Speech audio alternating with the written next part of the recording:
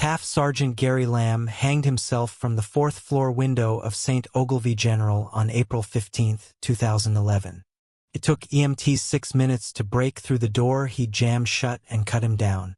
By then, he'd shorn off 6 out of 8 fingernails, digging bloody furrows into his neck, and his face had swollen to the tender consistency and color of an overripe grape. This was not to mention his tongue, thrust out and nearly severed by an involuntarily clenching jaw, or the stains slicking the bottom half of his hospital gown. You didn't need a medical license to know to start unrolling the body bag. 6 minutes is eternity to an asphyxiating man. But during that time, the rapidly growing crowd in the parking lot was treated to a second horrifying spectacle. As Gary Lam listed to and fro in the wind, a woman, a nurse perhaps, was trying and failing to pull him back into the room. Of course, the only thing she thought to pull on was the rope itself, an act that served little but to jerk and hitch the man like some kind of macabre puppet.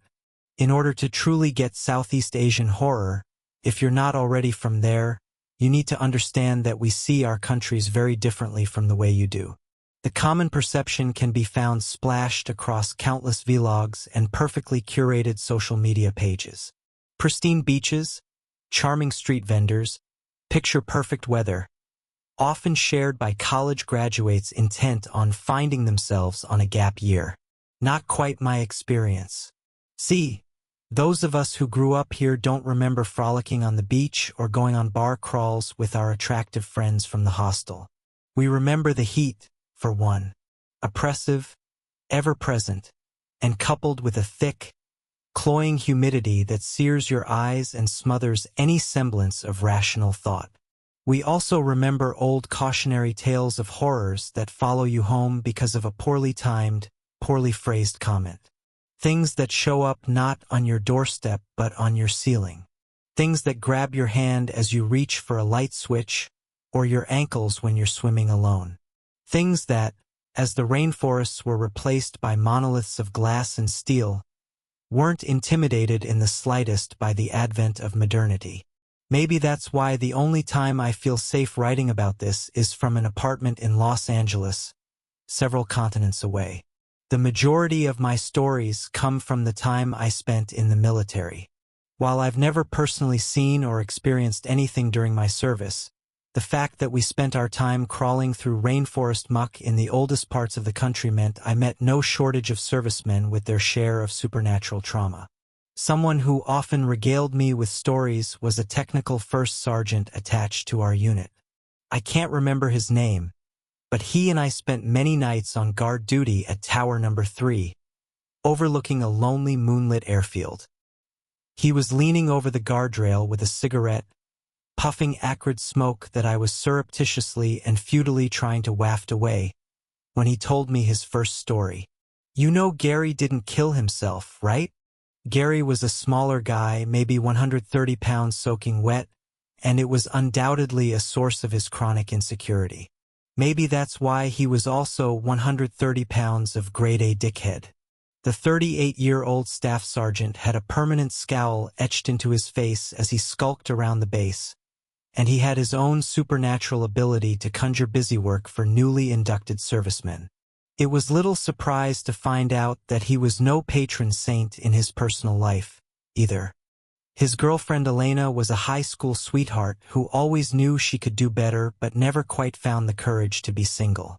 She listened, sometimes forlornly, sometimes resentfully, as her friends described whirlwind hookups, blush-inducing trysts, and ridiculous, expensive gestures lavished upon them by an unending stream of suitors.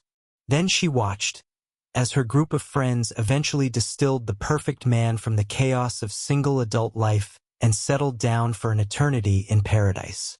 A paradise she'd come to realize that she was never going to have. Very little of this was true, of course. Her friends, like normal human beings, had struggles and inadequacies too.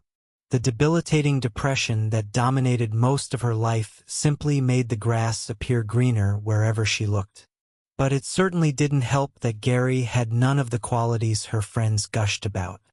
From her point of view, it looked like the man simply stopped putting in any effort the second they became official. No romantic poems. No surprise anniversary gifts. Just a gray, placid coexistence in their two-bedroom apartment. A blur of waking up, going to work, coming home, and falling asleep as they bled their lives away. Perhaps it was because she felt she had so little that she sought to hold onto the scraps of her relationship with a vice grip. In the final year of their relationship, she'd become possessed with fears of her beau's potential infidelity.